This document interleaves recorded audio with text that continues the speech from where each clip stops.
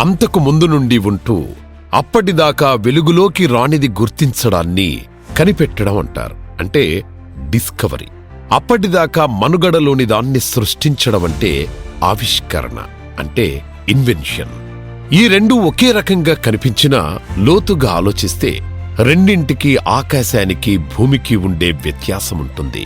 Discovery అన్నది యాదృచ్ఛికంగా జరుగుతుంది. ఇన్వెన్షన్ తానుగా గుర్తిరిగి ఉద్దేశపూర్వకంగా సృష్టించబడుతుంది.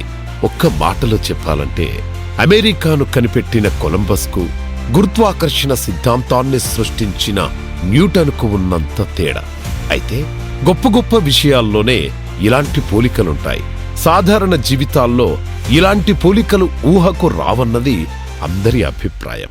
కానీ ఉన్న జీవితంలో సరికొత్తగా ఆలోచించి, వినూత్నంగా ఆచరించి 10 మందికి అనుసరించేలా చేయడంలోనూ ఒక కొత్త ఆవిష్కరణ తొంగి చూస్తూ ఉంటుంది. అలా అతి సాధారణ విషయాన్ని కూడా అసాధారణంగా ఆలోచించే వ్యక్తులు విభిన్నమైన వ్యక్తులవుతూ ఉంటారు. అలాంటి వ్యక్తే ఐకానిక్ రియాలిటీ ప్రాపర్టీస్ ఎండి శ్రీనివాస్ గౌడ్.